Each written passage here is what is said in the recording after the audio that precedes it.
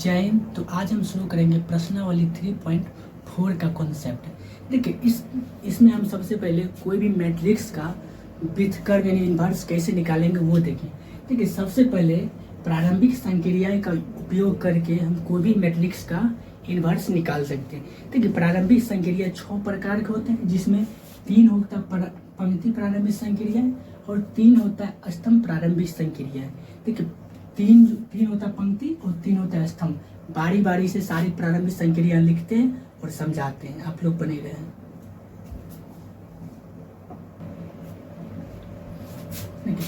प्रथम संक्रिया क्या है?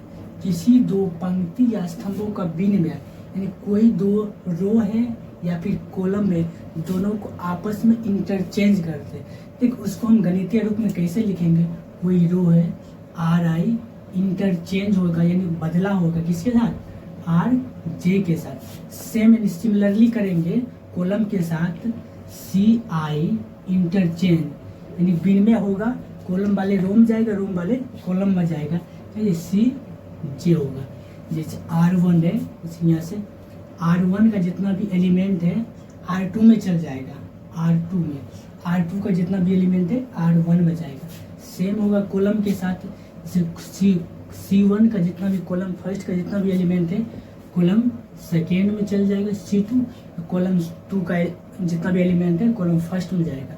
इसके लिए एक एग्जांपल लेते हैं, आपको और क्लियर में समझ आएगा। मानिए कि कोई मैट्रिक्स है 3 4 8 2 5 9 2, ये कोई मैट्रिक्स है। इस पर संक्रिया लगाएंगे, क्या लगाएं?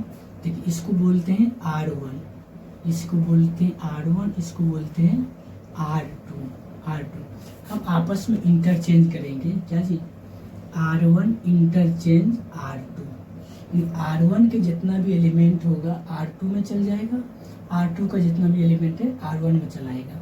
देखिए यहाँ से लिखेंगे R1 ये है, R2 का एलिमेंट उठाकर R1 दे देंगे।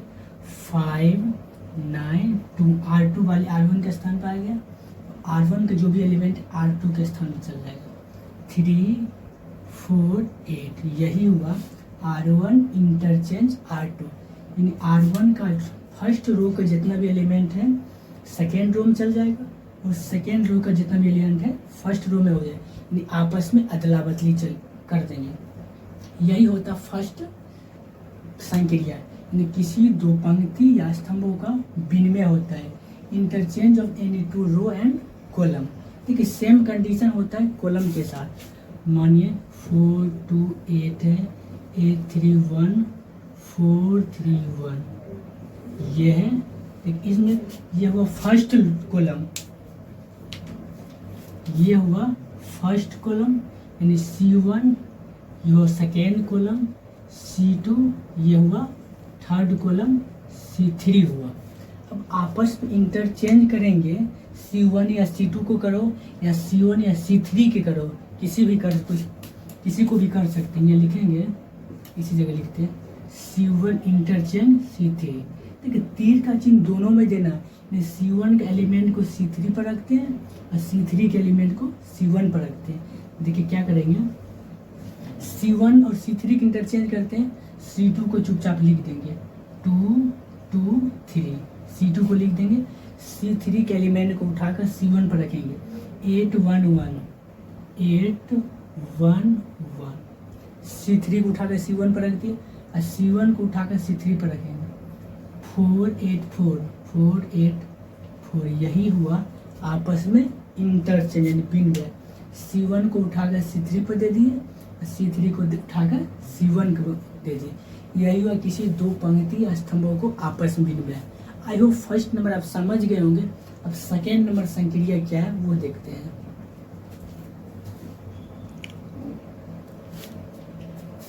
देखिए सेकेंड नंबर संक्रिया क्या है? किसी एक पंक्ति या स्तंभों के अवयव को एक शून्येतर का मतलब हुआ शून्य के अलावा सभी संख्या, माइनस में हो, प्लस में हो, दशमलव हो, बट्टा में हो, सब चलेगा, लेकिन शून्य को छोड़कर एक शून्येतर संख्या से गुना करना। कोई एक रो या कोई एक कॉलम में कोई भी शून्येतर संख्या से गुना करना। इसका मतलब जैसे मैथमेटिकली इसको लिखेंगे आर आई इंटरचेंज करेंगे के आर आई, यानी कोई भी एक रो है उसमें कोई शून्येतर संख्या से क्या किए, गुना करें। सेम कॉलम के साथ करेंगे, सी आई इंटरचेंज करेंगे के सी आई, कोई भी शून्येतर के क्या है, जहाँ शून्येतर संख्या है। जैसे एग्जाम्पल के लिए, जैसे मानिए कि 4 3 8 रहे, 2 8 2 6 1 3 है। यानी मानिए एक मैट्रिक्स है, मैट्रिक्स ये जो है फर्स्ट रो है, ये सेकेंड रो है, ये थर्ड रो है।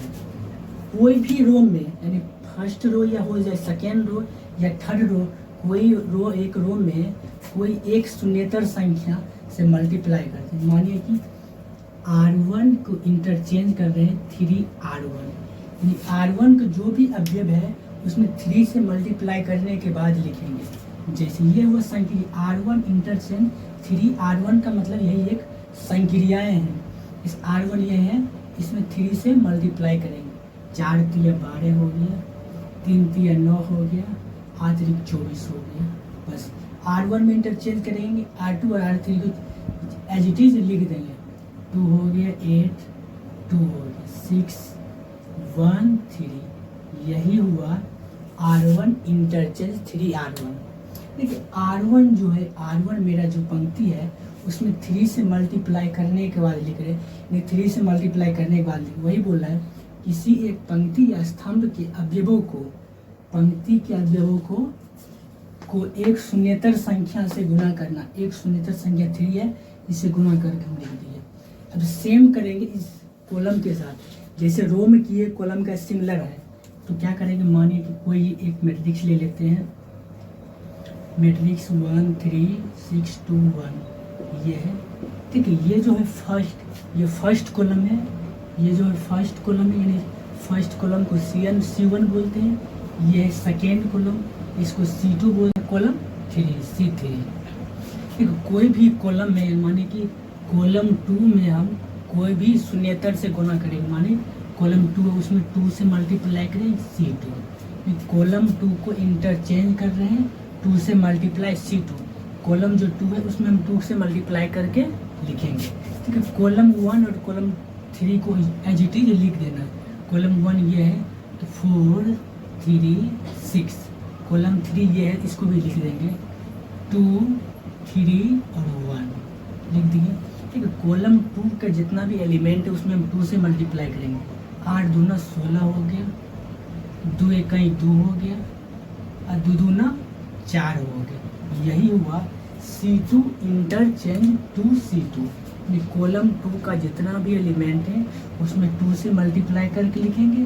कॉलम 1 का जितना भी एलिमेंट है एडिचिव उतार देंगे। 4 3 6 4 3 6 2 3 1 2 3 1 है। यही हुआ किसी एक पंक्ति या किसी एक स्तंभ में अवयव को एक शून्येतर से गुना करके लिखना। देखिए सेकेंड नंबर है, आप समझ गए होंगे। जो थर्ड नंबर है संक्रिया, वो थोड़ा इम्पोर्टेंट है, वो हम देखते हैं। देखिए तीसरे संक्रियाएं क्या है, ये विभियाएं तीनों में सबसे ज़्यादा इम्पोर्टेंट यही है। किसी पंक्ति या स्तंभ के अवयवों में किसी अन्य पंक्ति या स्तंभों के संगत अवयवों को किसी शून्येतर संख्या से गुना करके जोड़ना। जैसे मानिए R1 है, R1 में कोई दूसरे पंक्ति को, मानिए कि R2, मानिए कि ये क्या है Ri है, उसमें कोई दूसरा पंक्ति, यहाँ भी Ri है, उसमें कोई दूसरा पंक्ति से को जोड़ना है और कोई शून्येतर से गुना करके किए। जैसे क्या है, किसी पंक्ति में पंक्ति है, पंक्ति के अवयव में किसी अन्य पंक्ति के संगत अवयवों को किसी शून्येतर क्या है संख्या से गुना करके जोड़ना है। देखिए जो काम हम पंक्ति के रो के साथ किए, सेम काम कॉलम के साथ करते हैं। CI है, इंटरचेंज करेंगे, फिर CI, दूसरा कोई कॉलम को CJ, कोई शून्येतर के से गुना करके जोड़ना है। बोल रहा है किसी रो या कॉलम के किसी अन्य रो या कॉलम के संगत अवयवों को किसी अन्य शून्येतर से गुणा करके क्या करना है, जोड़ना है। मानिए कि कोई मैट्रिक्स 2 3 5 1 ये कोई मैट्रिक्स है, इसको क्या करते हैं, संक्रियाएं लगाते हैं। R1 इंटरचेंज करना है R1 प्लस 2 R2। देखिए R1 का जो एलिमेंट है उस R1 में R2 के एलिमेंट को 2 से गुना करके जोड़ना है। ठीक है, सबसे पहले क्या करेंगे, R1 को हम इंटरचेंज करेंगे, R1 को जैसा है वैसे लिख देंगे 5 1। एक R1 क्या है, 2 है, 2 प्लस 2 गुना R2 क्या है 5 5 दूना 10 2 12 यहाँ होगा। देखिए फिर यहाँ 2 में 1 से गुना करेंगे 2 होगा और 3 2 जोड़ देंगे 3 2 5 होगा, यही होगा।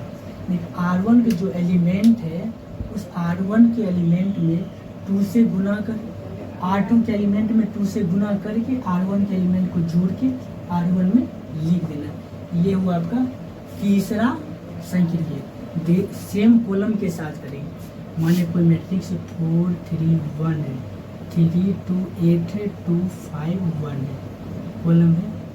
देखिए क्या करेंगे, C1 इंटरचेंज करेंगे, C1 प्लस 2 C3। यानी C1 के जो एलिमेंट है उसको और C3 के जो एलिमेंट है उसमें 2 से मल्टीप्लाई करके C1 के एलिमेंट को जोड़कर C1 में लिख देंगे कॉलम फर्स्ट में।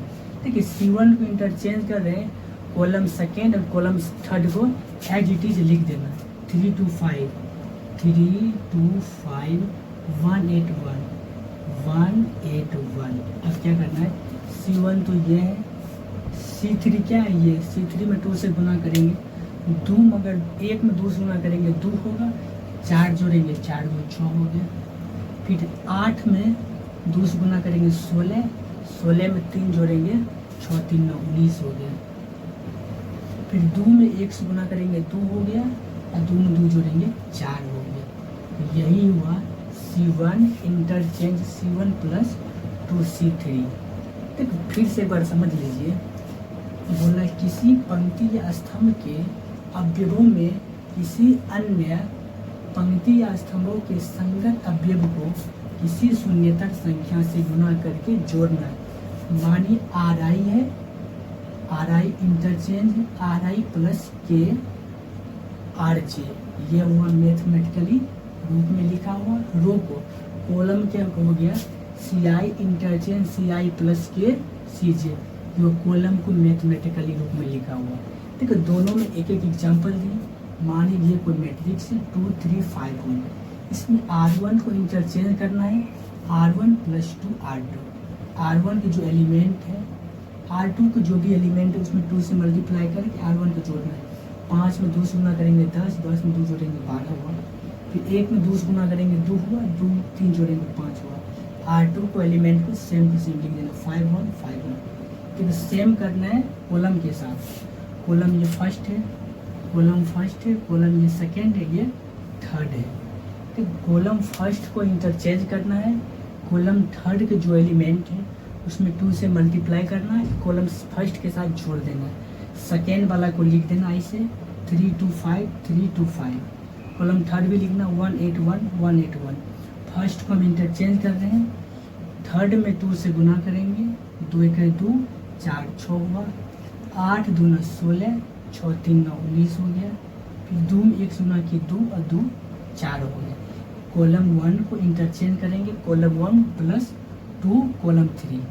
आई होप थर्ड नंबर संक्रिया आप समझ गए होंगे। देखिए अब हम शुरू करेंगे। कोई दो आबी ए और बी एक दूसरे का व्युत्क्रम यानी इन्वर्स कब होगा।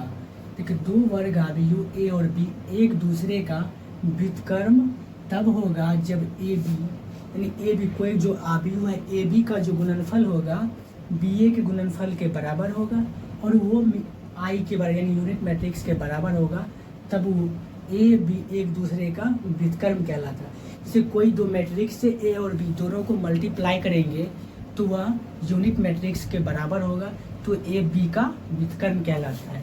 यहाँ पर लिख सकते हैं ए बी एक दूसरे का क्या है व्युत्क्रम है, इसका मतलब हुआ ए बी का व्युत्क्रम है। व्युत्क्रम है। यहाँ से लिख देंगे ए बी का व्युत्क्रम है और बी जो है बी ए का व्युत्क्रम है, ए का व्युत्क्रम है। एक दूसरे का व्युत्क्रम का मतलब है ए जो है बी का व्युत्क्रम है और बी जो है ए का व्युत्क्रम है। इसका मतलब ए बी का व्युत्क्रम है, ए बराबर बी इनवर्स, ए बी का व्युत्क्रम है, या बी जो है ए का व्युत्क्रम, इसका मतलब बी बराबर क्या होगा, ए इनवर्स, बी बराबर ए इनवर्स हो जाएगा। ए बराबर बी इनवर्स और बी बराबर ए इनवर्स, इसका मतलब ए बी एक दूसरे का क्या है, व्युत्क्रम है। यहाँ से एक पॉइंट आएगा, ए है तो ए लिख देंगे, ए इंटू बी बराबर क्या होता है, ए इनवर्स होता है, ए डॉट ए इनवर्स बराबर यहाँ क्या है, बी मतलब क्या होगा, बी मतलब ए इनवर्स, ए इनवर्स यहाँ ए है तो ए लिख देंगे, ए बराबर क्या हुआ, आई के बराबर। इसका मतलब यहाँ से एक न्यू पॉइंट आया, ए और ए इनवर्स दोनों को मल्टीप्लाई करेंगे वह यूनिट मैट्रिक्स के बराबर होगा, या फिर ए इनवर्स और ए दोनों को मल्टीप्लाई करेंगे वह फिर यूनिट मैट्रिक्स के बराबर होगा। यहाँ से एक पॉइंट और आया नोट में, नोट का सेकेंड पॉइंट यहाँ है, देखिए ए बराबर क्या होता है, बी इनवर्स, यहाँ लिख देंगे बी इनवर्स इंटू बी बराबर बी लिख देंगे, बराबर बी लिख देंगे। ए बराबर क्या होता है, ए बराबर बी इनवर्स बराबर क्या होगा, आई होगा।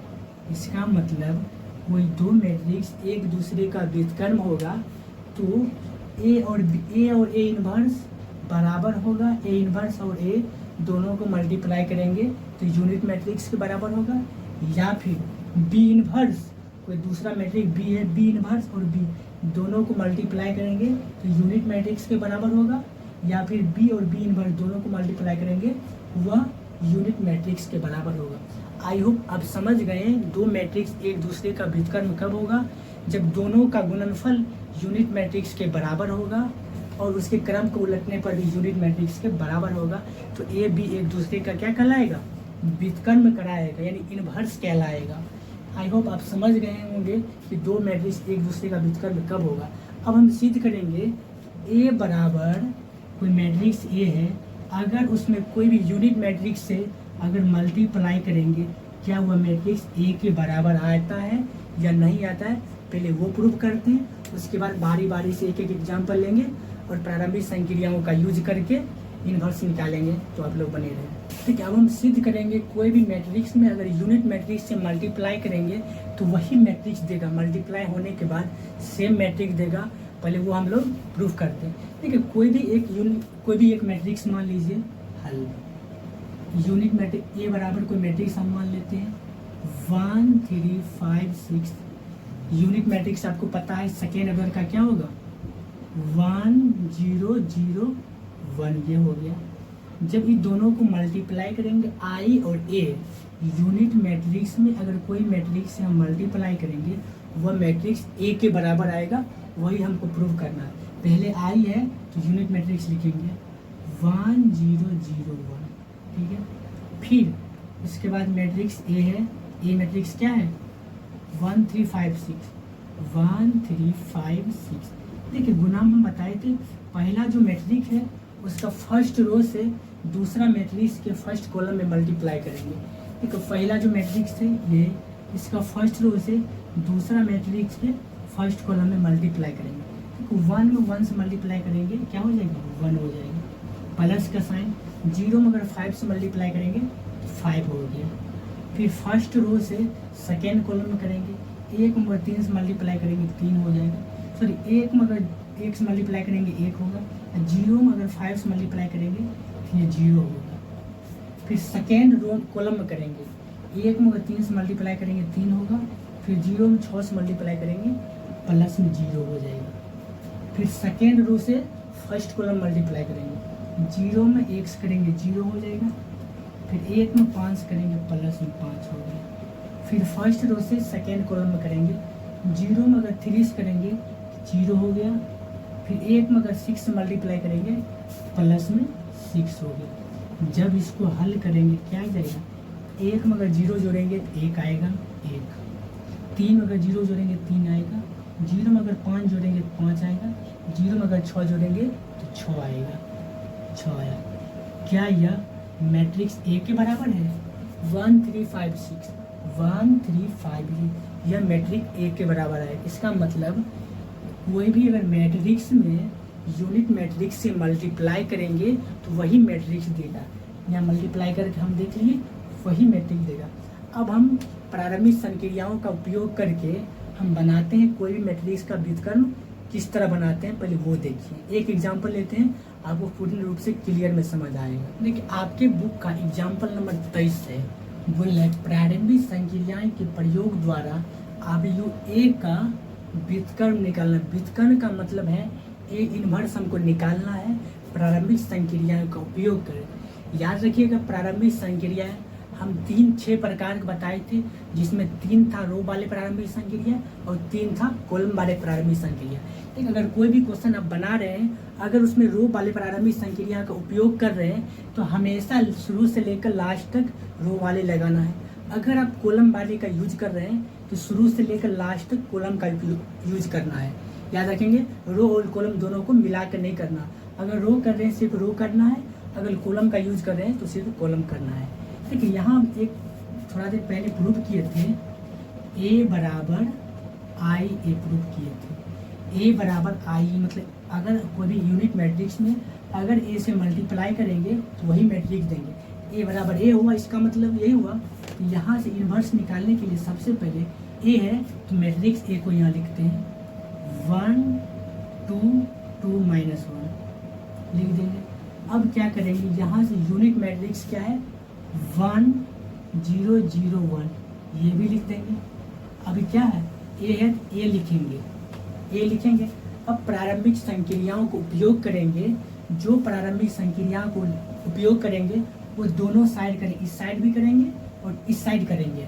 कोशिश करेंगे प्रारंभिक संक्रिया का यूज करके इस जो मैट्रिक्स है इस मैट्रिक्स को हम यूनिट मैट्रिक्स में बदल दें, यानी कि 1 0 0 1 में बदल देंगे। इस रूप में बदल देंगे। इस साइड अगर इस साइड बदल जाएगा तो ये साइड जो न्यू मैट्रिक्स आएगा प्रारंभिक संक्रिया करने के बाद वही ए इनवर्स कहलाएगा। देखिए बारी बारी से हम उपयोग करते हैं सभी प्रारंभिक संक्रियाओं को और इसको हम यूनिट मैट्रिक्स में बदलते हैं। देखिए यहाँ पर 1 है तो यहाँ पर 1 है, यानी फर्स्ट रो का काम खत्म। याद रखिए सबसे पहले आपको इसको 1 बनाना है, फिर सेकेंड नंबर में इसको 0 बनाना है, थर्ड नंबर में इसको 1 बनाना है और फोर्थ नंबर में इसको 0 बनाना है। इस तरह से बनाए, पहले इसको फिर इसको फिर इसको फिर इसको। अगर इस रूप में बनाएंगे तो आपको बनाने में आसान होगा।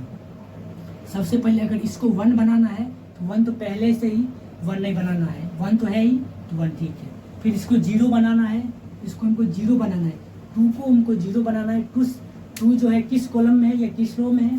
2 है सेकेंड रो में है।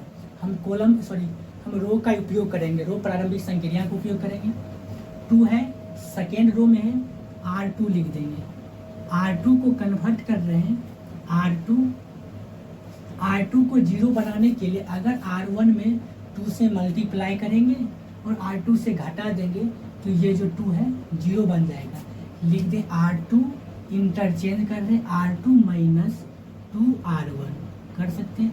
काहे कि कोई भी शून्येतर संख्या से गुना करके जोड़ घटाव कर सकते हैं, तो घटा रहे हैं। अब हम क्या करेंगे कि सेम कंडीशन R2 में इस साइड करेंगे और इस साइड भी करेंगे। किसको चेंज कर रहे हैं? R2 को चेंज कर रहे हैं तो R1 को सेम टू सेम लिख देना है। R1 1 2 है तो 1 और 2 लिख देना है, इक्वल टू इधर भी लिख देना है 1 0 लिख देना 8 है। R2 को चेंज कर रहे हैं, R2 का काम करना है। R2 क्या है? 2 है -2R1, R1 में 2 से मल्टीप्लाई करेंगे और 2 को घटा देंगे तो ये 0 हो जाएगा। फिर R2 क्या है? -1 है, -1 है, फिर माइनस है तो -2 है। R1 में अगर 2 से गुना करेंगे क्या होगा? -1 -4 क्या हो जाएगा? माइनस में 5 हो जाएगा। तो यहाँ माइनस में 5 लिख लेते हैं। अब सेम कंडीशन इस साइड करेंगे, R2 को चेंज किए, इधर भी R2 को चेंज करेंगे। यहाँ क्या है? R2 क्या है? 0 0 2 गुना 1 -2 हो जाएगा, -2 लिख देंगे। फिर इसमें करेंगे 1 R2 क्या है 1 है, -2 गुना 0 1 -0 क्या हो जाएगा 1 हो जाएगा, यहाँ 1 लिख देंगे। ठीक है, ध्यान से देखिए 1 0 हो गया। अब इसको हमको 1 बदलना, यहाँ पर 1 है, इसको हमेशा 1 बदलना। ऐसा कौन सा काम करेंगे ये 1 में बदल जाएगा।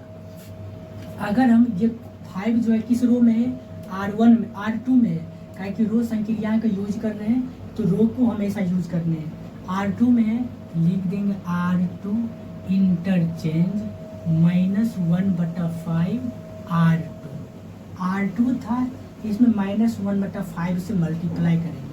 अगर -1/5 से करेंगे तो माइनस माइनस प्लस हो जाएगा, E5 कट जाएगा, 1 हो जाएगा। तो वही चीज़ करते हैं, हमको हमेशा यूनिट मैट्रिक्स इस साइड बनाना है। इसको हम क्या करेंगे R2 को इंटरचेंज कर रहे हैं, R1 को सेम टू सेम लिख देंगे। R1 क्या है 1 है 2 है, इसमें अगर R2 में अगर -1/5 से मल्टीप्लाई करेंगे 0 में तो 0 ही आएगा। अगर इसमें करेंगे तो माइनस माइनस प्लस, -5 है, उसमें अगर -1/5 से गुना करेंगे तो माइनस माइनस प्लस हो जाएगा। ये 5 कट गया तो क्या हो जाएगा 1 हो जाएगा, यहाँ पर 1 लिख देंगे, 1 लिख देंगे। अब क्या करेंगे इक्वल टू है तो इक्वल टू देंगे। फिर R2 का काम कर रहे हैं तो R1 को सेम लिख देना है 1 0, तो 1 और 0, इधर A है A लिख देंगे। अगर -2 में अगर -1/5 से गुना करेंगे तो क्या होगा माइनस माइनस प्लस हो जाएगा, 2/5 हो जाएगा, यहाँ पर लिख देंगे 2/5 लिख देंगे। अगर -1/5 में 1 से गुना करेंगे तो क्या हो जाएगा -1/5 ही हो जाएगा, -1/5 लिख देंगे। देखो 1 0 1 हो गया, 1 0 1 हो गया, इसको हमको 0 बनाना है। अब इस साइड हम चलते हैं। 0 बनाने के लिए R1 में अगर R2 में हम 2 से गुना करेंगे, R1 को हटा देंगे, क्या यह 2 बन जाएगा, इधर भी कोई प्रभाव नहीं पड़ेगा। अगर R2 में हम 2 से गुना करेंगे तो 2 -2 0 हो गया, इधर 0 -1 1 ही होगा। यहाँ सेम कंडीशन करेंगे, लिखेंगे R1 में 2 है, इसको 0 बनाना है, R1 इंटरचेंज R1 -2 R1 है, इसमें घटाना है, R2 में 2 से मल्टीप्लाई करके R1 से घटा देंगे। लेकिन किस में काम कर रहे हैं R1 में कर रहे हैं, R2 को सेम टू सेम लिख देना है। 0 है 1 है, 0 1 इक्वल टू है, इक्वल टू यहाँ क्या है 2/5 है, 2/5 लिख देना, -1/5 है तो -1/5 है, इधर A है A लिख देना। देखिए R1 में काम चल रहा है, R1 में क्या है R1 क्या है 1 माइनस, अगर 0 में 2 से गुना करेंगे 0 होगा, 1 - 0 क्या हो जाएगा, ये तो 1 ही आएगा 1। अगर R2 क्या है R1 कितना है 2 है, 2 माइनस अगर 2 में 1 से गुना करेंगे 2 - 2 क्या हो जाएगा, यहाँ पर 0 हो गया। इसका मतलब 1 0 0 1 जो तो यूनिट मैट्रिक्स हो गया। इस साइड सेम R1 में करेंगे, R1 यहाँ से क्या है R1 1 है, 1 -2 गुना R2 क्या है 2/5 है, 2/5। इसको जब हल करेंगे तो 1 - 2 दूना 4/5 होगा। अगर यहाँ भिन्न घटाव करेंगे 5 - 4/5 क्या हो गया, 5 में 4 गया 1/5 है, यहाँ लिख देंगे 1/5। फिर आगे करेंगे, यहाँ पर भी करेंगे। अगर R1 क्या है R1 0 है, 0 - 2 गुना R2 क्या है 1 है तो 1, 0 - 2 हो जाएगा, यहाँ क्या होगा -2 हो गया। इसका मतलब इधर यूनिट मैट्रिक्स को हो गया 1 0 0 1। अगर इस साइड यूनिट LHS में अगर यूनिट मैट्रिक्स हो जाएगा तो RHS में जो A का जो गुणांक रहेगा वही हमारा A इनवर्स हो जाएगा। यहाँ से लिख देंगे अर्थात A इनवर्स बराबर हो जाएगा 1/5 -2 2/5 -1/5, यही आपका A इनवर्स है। आई होप अब समझ गए होंगे प्रारंभिक संक्रिया का उपयोग करके कोई भी मैट्रिक्स का इन्वर्स कैसे निकालते हैं।